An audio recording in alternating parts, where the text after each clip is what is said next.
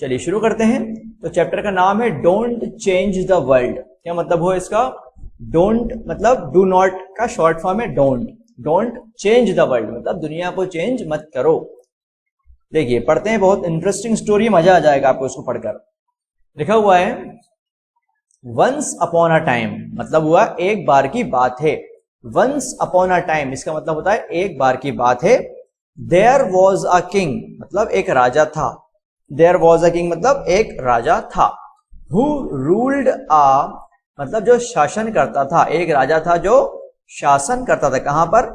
Ruled अ prosperous country. देखिए prosperous का मतलब होता है समृद्ध, यहां लिखा है ऊपर। प्रॉस्पेरस मतलब क्या हुआ? समृद्ध। तो समृद्ध कंट्री मतलब देश। एक राजा था जो कि एक समृद्ध देश पर राज्य करता था। वन डे मतलब एक दिन। ही वेंट, वेंट क्या है यहां पर?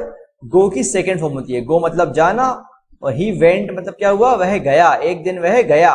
फॉर अ ट्रिप, ट्रिप मतलब होता है यात्रा।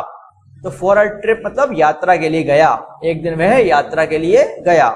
टू सम डिस्टेंट एरियाज मतलब कुछ दूर दूर दराज के जो इलाके हैं, मतलब उस जगह से जहां वो रहता था, जिस जगह पर, जिस महल में वो रहता था राजा, उससे काफी दूर के एरियाज में वो गया। ऑफ हिज कंट्री अपने देश के डिस्टेंट एरियाज में, दूर दूर के एरियाज में वो गया एक दिन। व्हेन ही वॉज बैक, अच्छा एक बात मैं समझा दूं आपको, आपको स्टोरी आगे समझ में नहीं आई है अदरवाइज। तो ये गया जो राजा ट्रिप के लिए गया, यात्रा के लिए गया, तो आपको ये समझना है कि राजा जो है यहाँ पर पैदल पैदल गया, ये समझना है आपको, ठीक है? यहाँ लिखा नहीं है लेकिन आपको ऐसे समझना है कि वो पैदल पैदल गया। ऐसा नहीं बोल रहा हूं मैं कि ट्रिप का मतलब होता है पैदल यात्रा करना।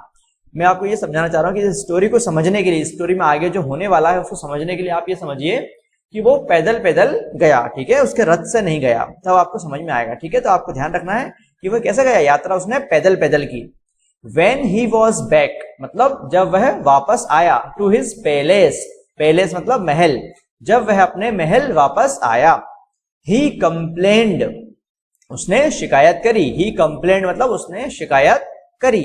That उसने शिकायत करी कि his feet were very painful कि उसके पैरों में बहुत दर्द है। Because क्योंकि it was the first time क्योंकि यह पहली बार था। It was the first time यह पहली बार था। That he went for such a long trip कि वह इतनी दूर इतने लंबे ट्रिप पर गया हो। यह पहली बार था कि वह इतने लंबे ट्रिप मतलब इतनी लंबी यात्रा पर गया हो। And the road that he went through मतलब जिस रोड पर वह गया, and the road that he went through was very rough and stony वह रोड बहुत ही रफ था, खुरदुरा था और स्टोनी पथरीला था। उसमें बहुत सारे पत्थर थे उस रोड पर जहां पर वो राजा गया। देखिए आगे लिखा हुआ ही देन, अच्छा ही देन ऑर्डर्ड हिज पीपल फिर उसने अपने लोग जो थे उसके, उनको ऑर्डर दिया मतलब उनको आज्ञा दी। To cover every road of the entire country with leather उसने क्या ऑर्डर दिया कि जितने भी रोड हैं उसकी कंट्री में उन सबको लेदर से कवर कर दो। लेदर होता है ना, लेदर के शूज बनते हैं, लेदर के पर्स बनता है लेदर का, तो लेदर से उसने बोला कि पूरे जितने भी रोड हैं हमारी कंट्री में सबको कवर कर दो, ऐसा उसने बोला। क्यों बोला ऐसा? क्योंकि वो यात्रा करके जब आया तो उसके पैरों में बहुत दर्द था, क्योंकि उसको जो रोड थे वो बहुत रफ मिले और स्टोनी मिले। अच्छा अब मैंने आपसे कहा था पहले ही कि वो यात्रा के लिए जा रहा है, तो आपको ये मान के चलना है कि वो कैसे जा रहा है, यात्रा करने के लिए पैदल पैदल जा रहा है। अगर वो रथ से जाता तो उसको ये सब नहीं मिल पाता, तो वो पैदल पैदल गया। इसलिए मैंने आपसे कहा था कि मान लीजिए कि वो पैदल पैदल गया, तो अब आपको समझ में आ रहा होगा कि पैदल पैदल गया इसलिए उसके पैरों में दर्द है, दर्द था और उसने पता लगाया, उसको पता लगा कि रोड कैसे है, रफ और स्टोनी है। तो उसने क्या ऑर्डर दिया अपने लोगों को? उसने बोला कि जितने भी रोड है अपनी कंट्री में सबको लेदर से कवर कर दो, सब जगह क्या बिछा दो? लेदर बिछा दो। अब आगे देखिए, डेफिनेटली मतलब निश्चित रूप से, this would need thousands of cause skin इसके लिए हजारों काउज की स्किन लगती, क्योंकि लेदर कैसे बनेगा? एनिमल्स की स्किन से बनता है, काउज की स्किन से लिखा हुआ है यहाँ पर। तो इस काम के लिए कि पूरे जितने भी कंट्री में जितने भी रोड हैं उन सबको अगर लेदर से हमें कवर करना है तो उसके लिए थाउजेंड्स ऑफ काउज की स्किन लगने वाली है। And would cost a huge amount of money और इसमें बहुत सारा पैसा लगेगा।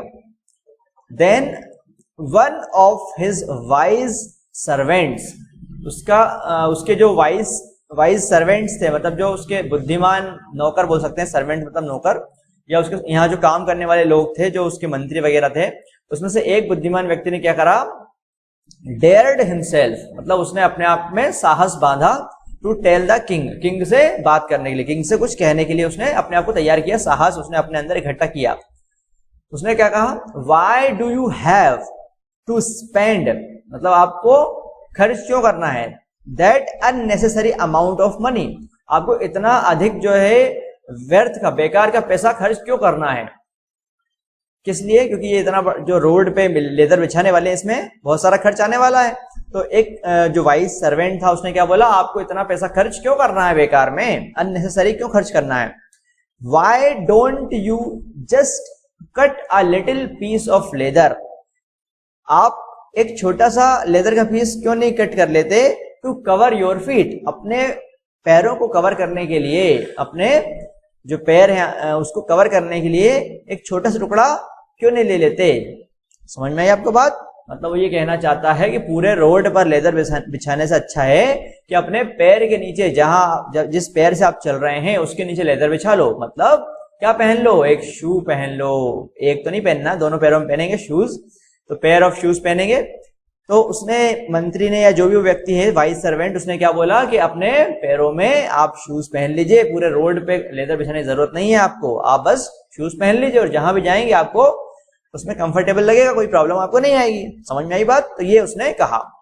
The king was surprised, king क्या हो गया, सरप्राइज हो गया, but he later agreed to his suggestion, लेकिन बाद में वह उस सजेशन को, उस सुझाव को मान गया, उस सुझाव के लिए मान गया।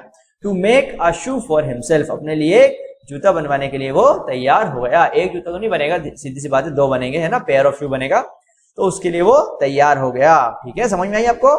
तो कुल मिला के कहने का मतलब ये है कि इतने बड़े रोड हैं, इतने सारे रोड हैं कंट्री के अंदर, उस पर लेदर बिछाने से अच्छा क्या है कि अपने पैरों में जूते पहन लो, जिस लेदर को पूरे रोड पे बिछाना है उसको अपने पैरों के नीचे बिछा लो और जहां जाना है वहां आराम से जा सकते हैं। तो देखिए क्या सीख मिलती है इस पूरी स्टोरी से हमको। There is actually a valuable lesson of life in this story.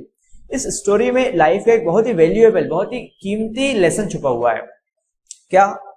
To make this world a happy place to live, मतलब इस दुनिया को एक हैप्पी प्लेस बनाने के लिए, रहने की एक बहुत अच्छी जगह बनाने के लिए, you better change your self, अच्छा है कि आप अपने आप को चेंज करें। योर हार्ट, मतलब अपने आप को चेंज करें, अपने मन को, अपने दिल को, अपने हृदय को चेंज करें, अपने आप को परिवर्तन करें, अपने आप में परिवर्तन लाएं।